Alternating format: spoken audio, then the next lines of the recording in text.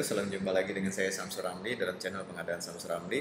Kali ini saya akan membahas pertanyaan beberapa teman masih tentang PP 12 tahun 2019 tentang pengelolaan keuangan daerah, khususnya di pasal 12. Di pasal 12, seperti diskusi saya dengan Pak Halid kemarin di Makassar, kita menceritakan bahwa PPTK itu sekarang memiliki tanggung jawab tugas pelaksanaan pengadaan barang jasa atau melaksanakan kegiatan pengadaan barang jasa. Nah, dalam lingkup pengadaan barang jasa itu kemarin saya bercerita bahwa sekarang kalau kita melihat disebutkan di situ PPTK dengan membantu tugas-tugas yang ditentukan oleh PAKPA dalam rangka melaksanakan tindakan yang mengakibatkan pengeluaran atas beban belanja daerah. Membantu itu adalah di dalam 4 wilayah, yaitu apa? 4, mengendalikan pelaksanaan kegiatan, melaporkan perkembangan kegiatan, menyiapkan dokumen dalam rangka pelaksanaan anggaran atas beban pengeluaran. Yang terakhir di yang poin D ini yang paling penting, dan disambung dengan kata dan, yaitu melaksanakan kegiatan pengadaan barang jasa sesuai dengan peraturan perundang-undangan. Kemarin saya menceritakan konsepsi idealnya adalah, maka kalau kita membaca ini, PPTK adalah pejabat struktural yang ditunjuk oleh PAKPA untuk melaksanakan atau membantu tugas-tugas PAKPA dalam rangka pengambilan keputusan terkait pengeluaran beban belanja daerah. Nah, salah satunya adalah di wilayah pembuatan komitmen. Nah, wilayah pembuatan komitmen ini mulai dari mana? Mulai dari penandatanganan kontrak paling tidak sampai dengan surat permintaan pembayaran. Nah, karena ruang lingkup ini, kemarin saya menyebutkan konsepsi PPTK yang ideal adalah PPTK yang sekaligus menjadi PPK atau pejabat pembuat komitmen atau pejabat penandatanganan kontrak. Terkait dengan ketiga itu, maka konsepsi ideal dari seorang PPTK adalah pejabat struktural yang memiliki kompetensi sebagai pejabat pembuat komitmen sebagaimana diatur dalam Perpres 16 tahun 2018, diatur juga oleh Perlem 9 tahun 2018, diatur juga oleh Perlem 15 tahun 2018 tentang pelaku pengadaan.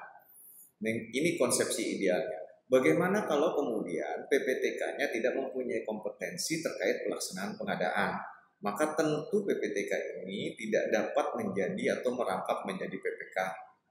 Nah, solusinya bagaimana? Apakah tetap PPTK ini dapat disebut PPTK yang memenuhi persyaratan sebagaimana tadi penjelasan pasal 12 ayat 2 yang dapat melaksanakan kegiatan pengadaan barang jasa. Nah, konsepsi melaksanakan pengadaan barang konsepsi seperti PPTK dahulu. Tapi di sini lebih tegas lagi bahwa PPTK membantu tugas PAKPA dalam rangka pembuatan komitmen. Tentu tidak dapat menjadi PPK. Dalam konsepsi Kementerian Dalam Negeri, PPK itu adalah KPA.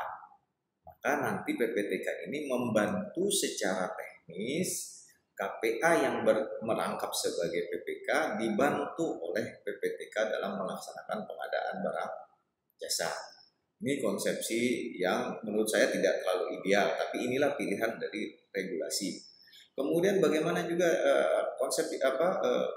ada lagi format atau formulasi yang lain, yaitu ketika di daerah itu yang menjadi PPK bukanlah KPA, tapi PPK yang memiliki kompetensi sebagai PPK, tapi bukan pejabat struktural, maka antara PPK yang bukan pejabat struktural ini memiliki kemampuan sebagai PPK, ditunjuk sebagai PPK, memiliki kompetensi sebagai PPK, ini akan berkoordinasi bersama PPTK yang ditunjuk oleh PAKPA dalam rangka membantu melaksanakan pengadaan barang jasa. Nah, jadi ada 3 pemetaan.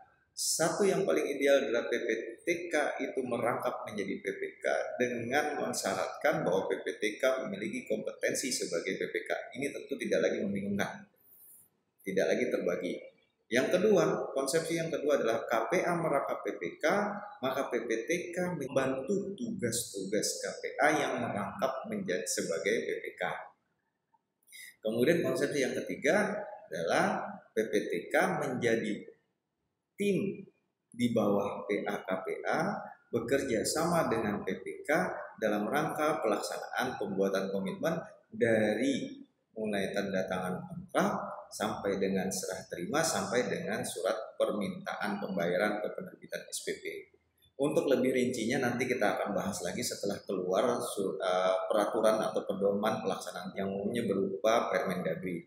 Tentu saat ini masih bisa digunakan Permendagri 13 tahun 2006 sebelum keluar Permendagri petunjuk teknis dari PP 12 tahun 2019.